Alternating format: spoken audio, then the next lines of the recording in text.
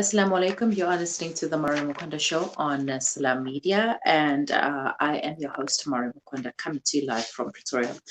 So, the news of Gauteng's grave site preparations raised alarms about the expected number of COVID 19 related deaths in the province. Joining me on the line right now is Opa Ngwenya, He's a corporate strategist, journalist, and freelance writer, and also wrote the opinion piece titled Gauteng Health MEC's Grave Mistake Invites Panic. Good morning, Opa. Thank you for joining me. Thank you for inviting me. All right, first of all, is it necessary to have 1 million graves prepared? Well, I must say any country and any nation in its planning, it does plan for the eventuality of its citizens when they are reaching a terminal age where they lose their lives. It is in the plan of any nation. That's why we have grave sites and cemeteries where people are buried. In this instance, it happens at a time when the person who is leading the war against the pandemic is not only an MEC for health, is also a doctor himself, whose main concern and priority is to save life and preserve life and for the well-being of citizens. It is not in his place to be standing at the gravesite to be preparing for the burial of people. His priority, it's about saving the lives of people at a health establishment.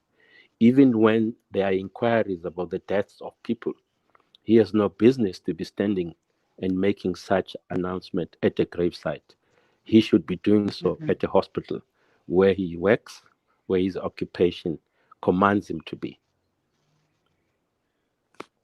True. I mean, this has definitely.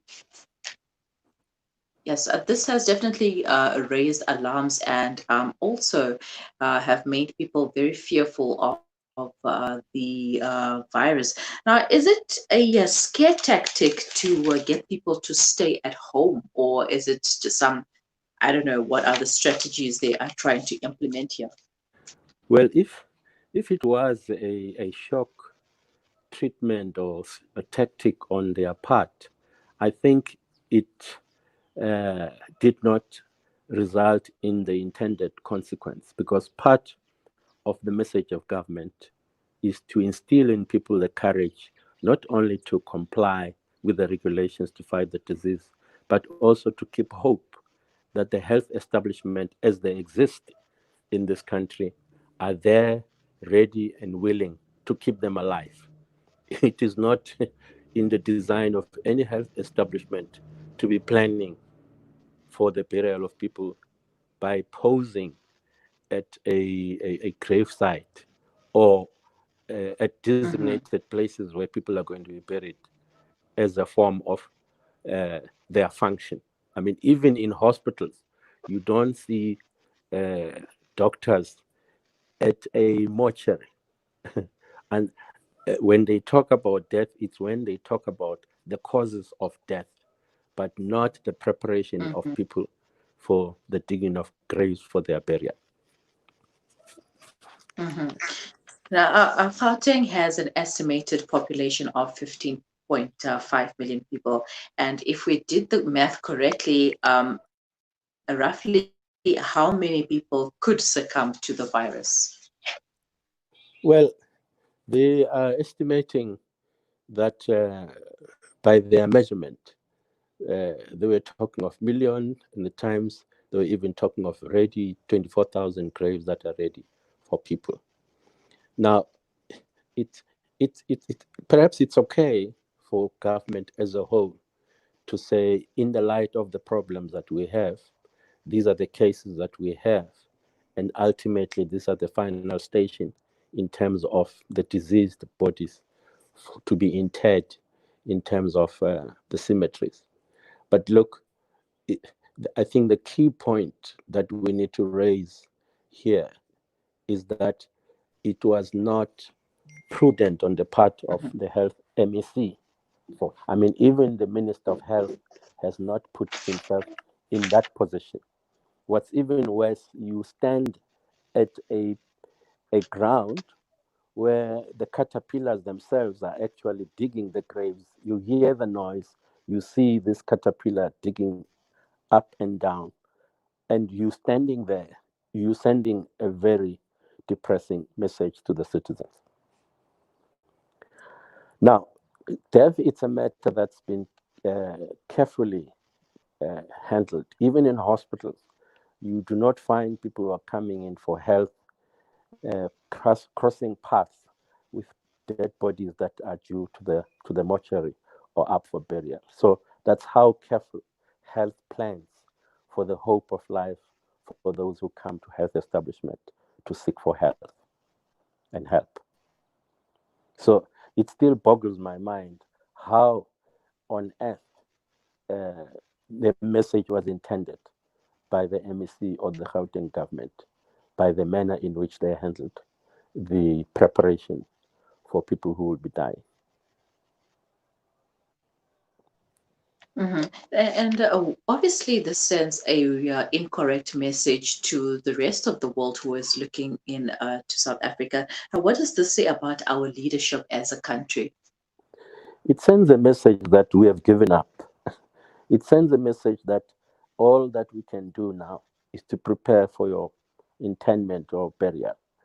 Whereas the message of health, I mean, even at the height of the HIV/AIDS pandemic in this country, with so many people dying, with so many people opting for funeral undertaking as a business, we did not find a, a message that says to the citizens, we have failed, we are now preparing for their burial. People were burying week after week, but there was no official communication on the part of our authorities to talk graves.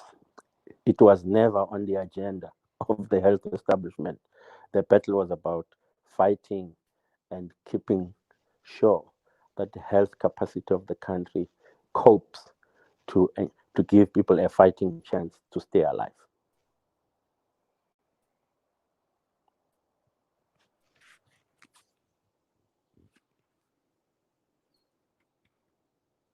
Are we still together?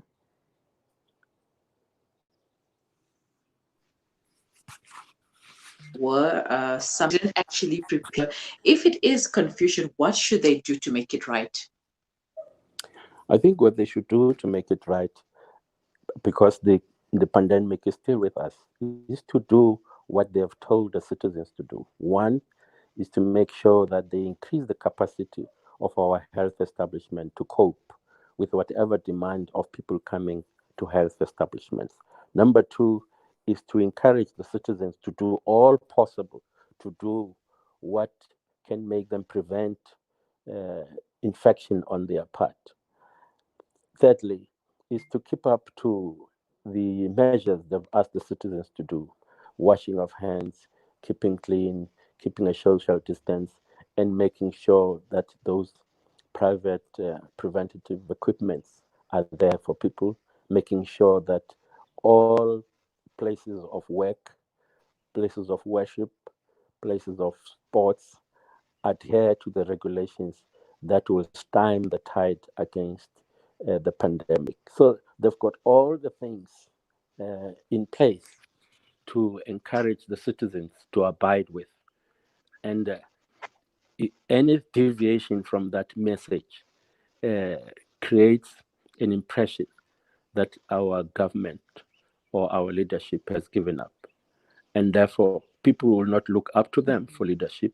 They will do all things that would be detrimental to their health.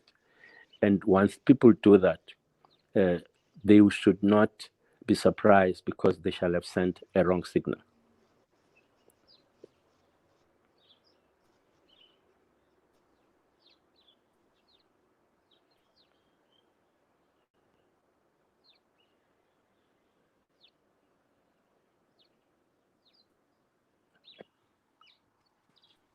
Mhm.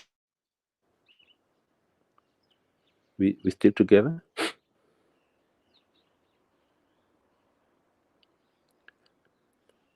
And they are all to dig.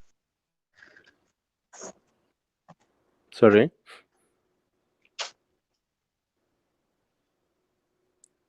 The network is giving us problems. Can you hear me now, Opa? I can hear you now, yes. All right. There was some speculations about this being people wondering who received the tender to dig these 1 million graves. Have you any opinion on that? Well, unfortunately, one of the things that is happening in fighting this disease, even at the beginning, if we remember well, once the president declared around 26th of March that we are now embarking on a lockdown process, I must say, and I recall, there was such goodwill, there was such support, there was such commitment on the part of the citizens to follow what leadership is saying. What has interfered with that goodwill in the process has been the issue of corruption. Uh, we saw it with the food parcels. I mean, the cleanliness that has been emphasized in fighting the disease was compromised in the manner in which people were being helped with the food parcels. How does one explain that a peanut butter that is in the bottle from the point of dispensing arrives at the point where people are receiving it in a form of a plastic? What has happened between the bottling and up to removing the portion of a peanut butter into a plastic? There must have been a compromise of health there. We have seen that with the what you call the surgical mask, things that were about 7 rands prior declaration of the national state of disaster. Soon thereafter, these surgical masks were costing about 19 rands, and the regulated price was about 12 rands. And the people responsible for this are your respected companies like Descam, who are now overpricing the demands for surgical masks. We cannot even stop talking about the people in the Eastern Cape who are lacking water. And the first response we get is that there are scooters that would be helpful for them to be ferried from their places to the hospital. And we find later that these scooters themselves are not conducive to serve as ambulances. You have instances where people are told that we are strengthening the capacity for response, but you have government officials who are acting dishonorably by compromising what is due to the people through corruption. And all these are impediments on the part of the government to fight this disease. As it is, if we look at the morale of the people in March compared to now, it is very low because people are not seeing exemplary leadership in terms of ethical behavior to act honorably. So the issue of the graves smacks of the whole morass of corruption, because graves themselves, they need to be rezoned for that purpose. There probably would have been processes on how they were declared and rezoned for that. So there wasn't an instance where even within government circles and processes, you find that different pieces of land are being rezoned for that purpose.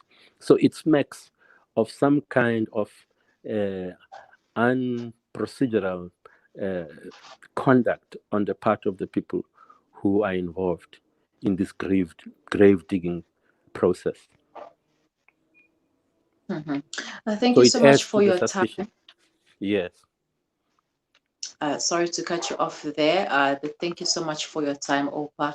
And hopefully that this issue of corruption can be resolved. But I know that as a country, we have a long way to go when it comes to corruption. It's not something that can easily, well, it probably can be easily be resolved, but do they want to resolve it? That is the question. Thank you so much for your time once again, Opan Gwenya. Have a good day. Thanks for having me. Bye. Bye-bye.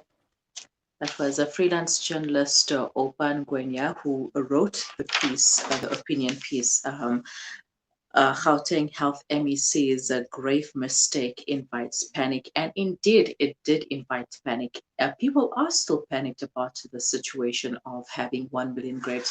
But, when you do the math correctly, or rather when you just estimate and using 1% of people who will succumb to the COVID-19 virus, with having 15.5 million people in Gauteng itself, that would only amount to 155,000 deaths, graves. So why is there a need to have 1 million graves prepared for only 155,000 people who might not even succumb to the death?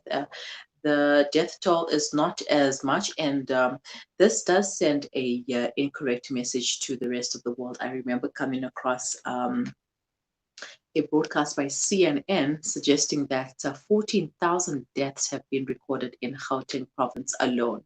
14,000, yes. And this was about a few days ago. And that is incorrect information on their part, but it also comes down to having incorrect information on our part as a country. So we need proper leadership. We need leaders who are going to lead by example and who are not going to instill panic and fear in people. People are also going to have that attitude of, okay, you've already dug my grave, so let me just go out and have fun and live my life to the fullest while I'm still alive. And if I succumb to the virus, then so be it. But we have to shift that mentality in both leaders and followers. If you have any comments, questions, or queries, you may leave them in the comment section, or you can send them to our WhatsApp number on 061 766 0355. Do stay with us. We will be right back.